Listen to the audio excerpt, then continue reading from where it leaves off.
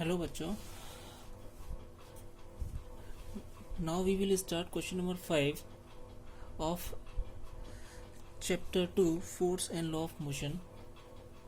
In question number 5 we have a truck starts from rest and rolls down a hill with a constant acceleration. It travels a distance of 400 meter in 20 seconds. Find its acceleration. Means इसमें acceleration find करने को बोला गया है. Rest से वो start हुआ है तो इनिशियल वेलोसिटी हमारा u हो गया. डिस्टेंस हमें गिवन है 400 मीटर. टाइम हमें 20 सेकेंड गिवन है. एक्सेलरेशन निकालने को बोला गया है. जब ये सारी चीज़ें गिवन है तो ऐसा कौन सा फॉर्मूला यहाँ पे ये सारी चीज़ें आ सकती हैं, तो वो हमारा है सेकेंड इक्वेशन ऑफ मोशन, जहाँ पे s is equals to u t plus half a t square होता है. s की वैल्यू हमें गिवन है, u की वैल्यू 0 है तो 0 मल्टीप्लाई टाइम 0 हो जाएगा. 1/2 a की वैल्यू हमें फाइंड करनी है तो a का एज इट इज़ रहेगा ये. t की वैल्यू 20 का स्क्वायर. अब यहाँ पे हम देखेंगे 400 का 400 रहेगा, ये 0 हो गया. 1/2 a का a रहा, 20 का स्क्वायर हो गया 400. तो यहाँ से हमें a की वैल्यू आ जाएगी, कैंसिल हो जाएगा. a इज इक्वल टू आ गया 2 मीटर पर सेकेंड स्क्वायर. अभी हम देखेंगे यहाँ से. अब हम बोला गया है अगर मास जो है 7 मीट्रिक टन हो देन फोर्स कितना होगा, तो 1 metric ton is equals to 1000 kg होता है. तो 7 metric ton is equals to हो जाएगा 7000 kg. तो फोर्स हो जाएगा F is equals to m a. तो फॉर्मूला हमने यूज़ कर लिया, यहाँ से 40,000 न्यूटन आंसर आ गया. क्वेश्चन नंबर 6 में हमें बोला गया है एक स्टोन है जो कि 1 kg का है, जिसको फेंका गया है वेलोसिटी 20 मीटर पर सेकेंड से. तो ये मास हो गया 1 kg, इनिशियल वेलोसिटी हो गया 20 मीटर पर सेकेंड. उसको फेंका गया है, देन उसके बाद वो एक लेक के ऊपर जाके गिरता है और comes to rest after travelling a 50 metre. और 50 मीटर डिस्टेंस ट्रेवल करने के बाद वो रेस्ट पोजीशन पे आता है. तो फाइनल वेलोसिटी उसका 0 हो जाएगा, डिस्टेंस 50 मीटर हो गया. तो फोर्स ऑफ फ्रिक्शन हमें वहाँ पे बताना है. तो पहले हम क्या करेंगे, यहाँ से एक्सेलरेशन निकालेंगे कि उसका एक्सेलरेशन क्या है. तो थर्ड इक्वेशन ऑफ मोशन हमने यूज़ किया, v square is equal to u square minus 2as. V square की v की वैल्यू 0 है तो वी स्क्वायर भी 0 हो जाएगा, यू स्क्वायर का यू स्क्वायर रहेगा. हम यहाँ पे माइनस का साइन क्यों आया, माइनस का साइन इसीलिए आया है क्योंकि यहाँ पे जो उसका एक्सेलरेशन है वो कम हो रहा है. इस मतलब ये रिटार्डेशन का केस है. तो रिटार्डेशन में हम माइनस का a लेते हैं.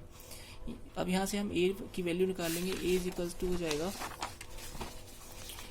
You square upon 2s.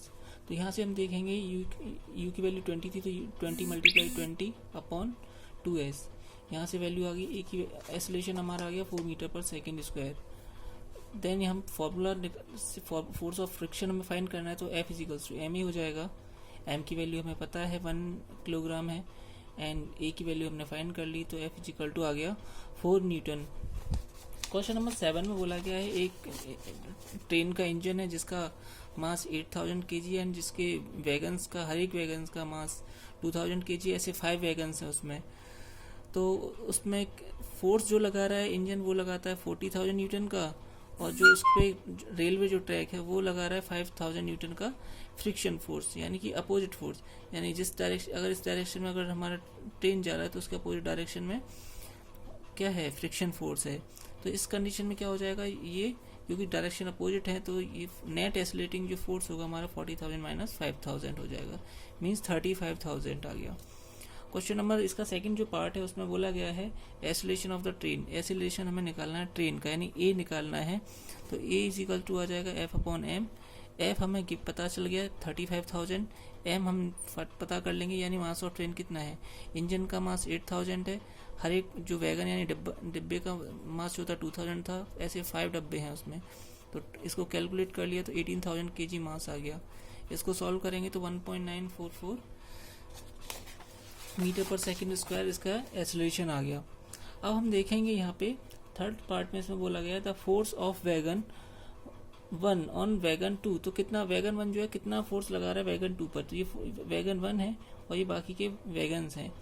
तो ये जो कितना फोर्स लगा के इनको खींच रहा है, तो इसका हम मास देख लेंगे इन चारों डिब्बों का या चारों और ऑल 4 वैगन्स का मास कितना है.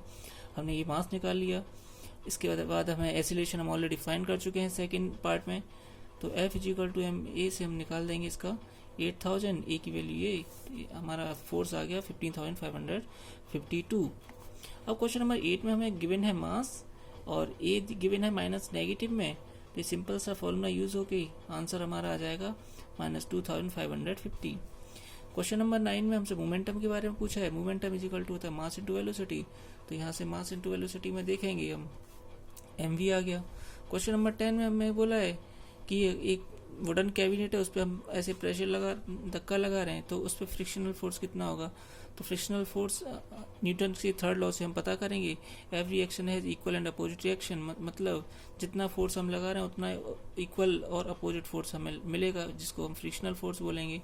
जो फ्रिक्शनल फोर्स हो जाएगा -200 न्यूटन। माइनस का साइन यहाँ पे दिखा रहा है कि जो डायरेक्शन है फोर्स की वो क्या है, अपोजिट डायरेक्शन है।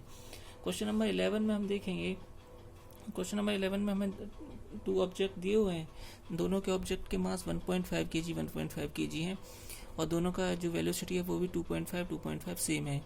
अब ये दोनों एक दूसरे के अपोजिट डायरेक्शन में आ रहे हैं, तो क्या होगा, इनमें कॉलिजन होगा। कॉलिजन होने के बाद कुछ मोमेंटम होगा, तो उसमें वेलोसिटी निकालना है, इससे कॉलिजन होने के बाद कितना वेलोसिटी हो जाएगा। अब देखें कॉलिजन में बोला गया है कि दोनों मास क्या हो जाएंगे, ये कंबाइन हो जाएंगे। तो देखें पहले तो m1v1 हो जाएगा इसका, तो जो हम देखेंगे इनिशियल मोमेंटम कितना है, तो इसका m1v1, इसका m2v2। यहाँ पे माइनस का साइन मैंने लिया है, माइनस का साइन इसीलिए लिया है क्योंकि डायरेक्शन एक दूसरे की इनकी अपोजिट है। अब दोनों मास कंबाइन हो गए तो m1 प्लस m2। अब इन कंबाइन मास की वेलोसिटी क्या है, v। तो ये तो 0 हो गया, यहाँ से 1.153 हो गया, और ये v, यहाँ से v की वैल्यू कितना आ गया, 0 आ गया।